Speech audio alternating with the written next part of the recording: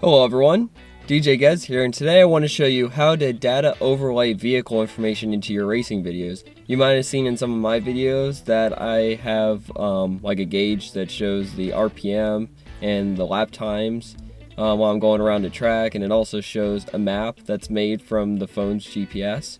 And to make this video easy, I'm going to break this down into 3 separate videos. I'm going to have one video that shows the real simple way to just use the Track Addict app and your phone to just make a video that has data overlaid information. I'm going to show another one where I have a GoPro hooked up and the app is going to control the GoPro.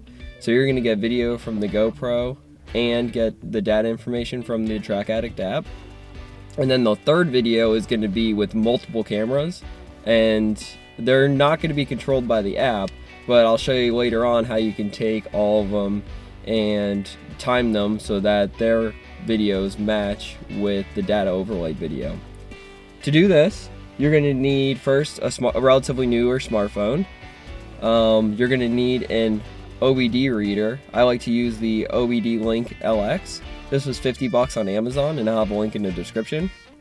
You'll need the Track Addict app that is free on the Google Play Store.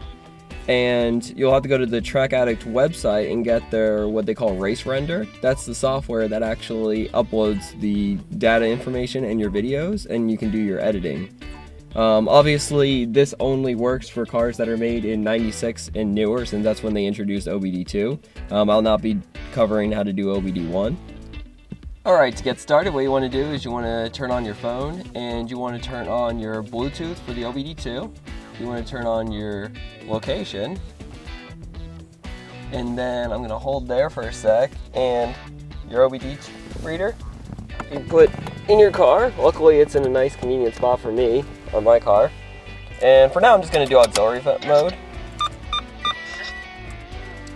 And to get started, real quick, before we go into Track Addict, I wanted to show just the app that came with the scanner itself. You open it up and you say connect. Doesn't take very long. The thing that's really nice about this scanner that I like is that it just always seems to work. You know, it's never buggy or anything. Oh, and right now, I mean, obviously it pairs real quick because it's already been set up for this, but to be honest, all you got to do is press the little button on it and pull down on your Bluetooth and hold and click on it, and then put in like a code. I think it was like 0000, and then you're paired. So pairing was really easy. But what's really cool is you can click diagnostics and it'll show up any codes you have. Yeah, so I got a bunch, but that's okay. I can also go to dashboard, and you see it's already showing me a few things, but I can also turn the car on and it will show me like RPM and oil temperature and whatnot. And these are just the ones that I picked. If you go on here, I mean, there's like hundreds and hundreds of sensors. Basically anything the car knows about itself you can look up on here, like even the voltage going to spark plug 1 and whatnot. But anyways, to get back to what we're trying to do, I'm going to go back to the Track Addict app, and you see it's going to be thinking down here. So the one here is OBD. That one takes like a quick second, but that's the one that gets mainly all the vehicle information. And then the other one is GPS, so that'll actually make the track segment. So here there's the different types of tracks you can have. You can have trail, drag, segment, and circuit.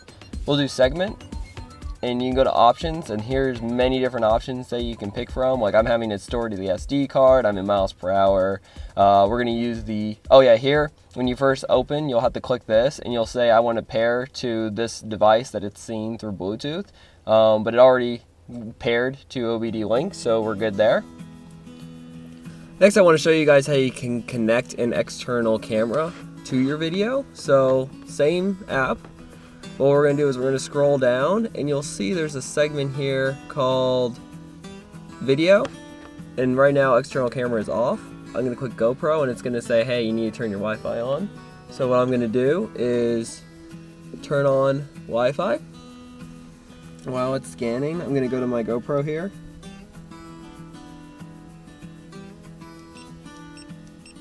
App. I'm going to turn that on. On the old classic GoPros, all you got to do is press the Wi-Fi button. And I'm going to take this, I'm going to put it in this mount that I just put right here so that I can access it easily. And then on here, there we go, Hero 4 came up. So I say connect.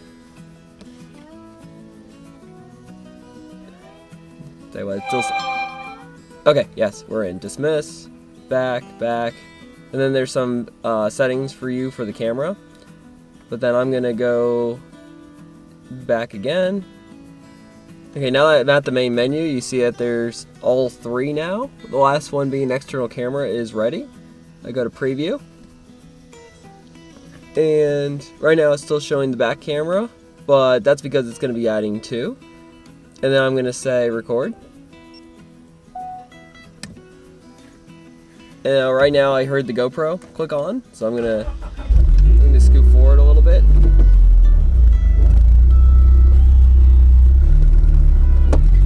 Just so you see it do some stuff. Alright, turning off. Click that. And that's it. Alright, now that we took our video, we're going to get back to the computer. And if I look, so the first one we're going to do is just off the phone. And so you don't have to do this step, but I wanted to show you. If you go to your Track Addict app, it'll show you the exact location of the files. And it's different for every phone, but what I'm going to be looking for right now is HP Track Addict files. And then here's all the different file types, and what we did was I did 3 videos again, and you can see based on the file name, these 4 documents go with that first video. And what you have here is you have a text document, you have a comma separated value document, which is the same as the text, but the thing that's really nice about this document is you can actually download the information to like Excel, and so you can make spreadsheets based on your data. There's the actual video itself, and then there's a TAD file. I don't know what the acronym stands for, but that's for, I guess it's Track Addict, but that's the Track Addict app document. And then you can see there's 4 for the other video and 4 for the other video. So now that we took our videos, we can go onto the Race Render app. And here's a bunch of different templates we can use. We have 2 options. We can also, when we took the video with the GoPro, it was still taking video with the phone. So you got your option of, you can do the simple one here, where you'll have the video from either the GoPro or the phone with the data overlay, or you can do the picture-in-picture, where it'll be a picture from the GoPro and a picture from the phone itself. This one's more complex, so we'll do that one. This one says main video, so what I'm going to do, this is the video we want for the phone, but I want that to be the little picture. So keep note of the 0038.